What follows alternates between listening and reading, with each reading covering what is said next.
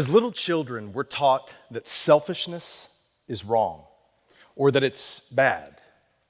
But what if I told you that it's good and actually necessary, and when utilized appropriately, it's healthy?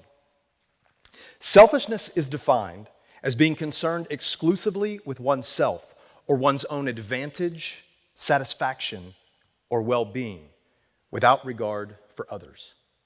Now, I'm not talking about the kind of selfishness we think of when we see a toddler take a toy away from another child and doesn't want to share. And I'm certainly not talking about self-centeredness or neglect for someone. I'm referring to the latter half of the definition that says concerned for one's own well-being. In a world where everyone is busy and overcommitted, it's easy for us to run our emotional, our mental, and even our physical fuel tanks down to empty. And yet we pride ourselves on our busyness, as if being busy is some measure of achievement or success. Without some form of selfishness and prioritizing your own well-being, you'll never operate at your full capacity.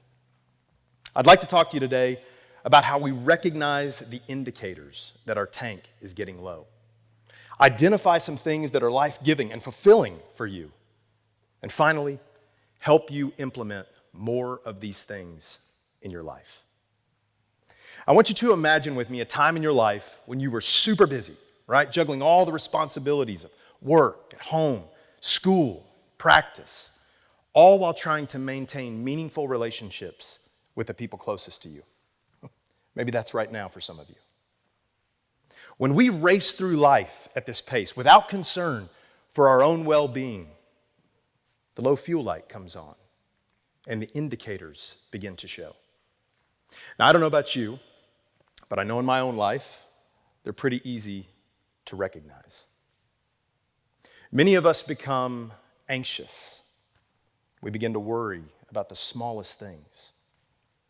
Others become withdrawn and isolated.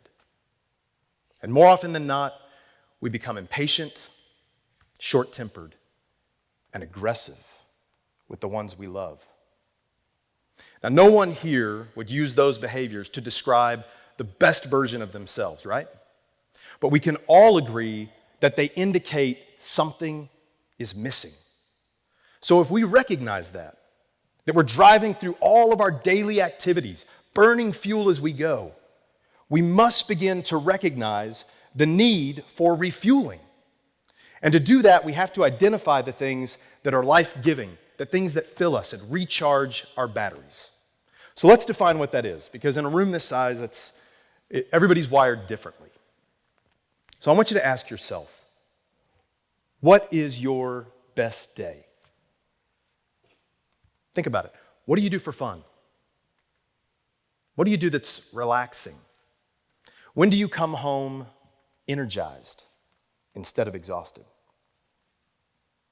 How you answered those questions and the activities that you just thought of, those are the things that are life-giving to you. As big as this group is, I would imagine we have everything from camping, hiking, biking, playing golf, playing sports with friends, for some unknown reason that I will never understand, running, all the way to things like yoga, meditation, prayer, maybe just curling up on the couch with a good book, or better yet, a nap. Whatever it is, everyone here should have at least three things, three activities that you can engage in to help refill the tank. Now, the good news is nothing I've shared up to this point is rocket science, right? It's easily understood. But if we recognize the indicators and we know the things that are life-giving to us, why are so many people running on empty? And that's what brings us to the most challenging piece, the application. You see, it's easy to say we ought to do something for ourselves that improves our mental state. It's easy to say we ought to engage in activities that recharge our emotional batteries. It's easy to see when the tank is running on fumes. But finally, doing the things, the application, the things that are life-giving and fulfilling, well, that's the most important part. So why is it so hard? It's because we've been taught that selfishness, being concerned about our own fulfillment, satisfaction, and well-being is wrong. We need to reimagine our thoughts and our beliefs around selfishness. Selfishness not at the expense of others, but for the sake of others. There's a reason why when you fly, the airlines tell you before every takeoff, if we experience a change in cabin pressure and the oxygen masks drop in front of you, first place the mask on your own nose and mouth so you can then help the person next to you. Now, I'm not saying this is life and death, but I do believe it's the difference in really living. Today, maybe what's holding you back is you need to give yourself permission to be a little selfish. You need to see that maybe you've been running on empty and you're not giving the best version of yourself to your family, your friends, your work. You can't change the world until you first take care of yourself. Maybe you need to be more intentional about prioritizing yourself in your calendar. I don't know too many people who are willing to carve out time in their week for themselves and treat it with the same level of importance as any other meeting or responsibility that they have. But I can assure you, it's time well spent. Maybe what you need is accountability around actually doing some of these things from a friend or a coworker. Or maybe you just need to understand the true value.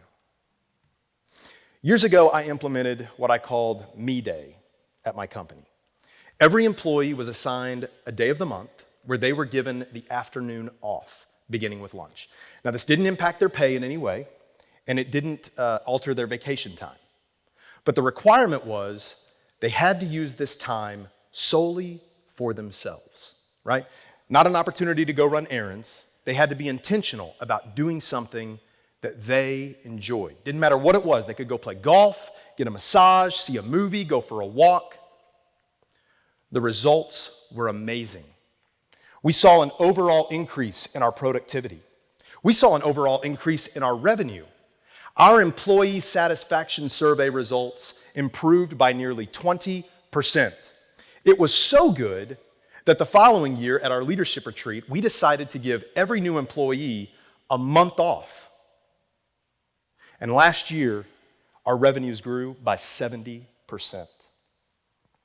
We spent tens of thousands of dollars for our employees to not work. Why? Because when the tank is full, we are so much better. We're more productive, more creative, more collaborative, more engaging, more joyful, more patient. When all the tanks are full, you can't help but overflow into the people around you. And the same is true for you if you'll prioritize your well-being. So if we can recognize the indicators that the tank is getting low, and we know the activities and the things that are life-giving for us, and we're intentional about carving out and prioritizing this time for ourselves, you'll operate at a capacity that most people can only dream of.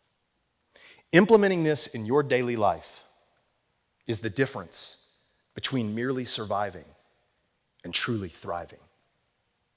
Let's reimagine selfishness together for ourselves and each other. Thank you.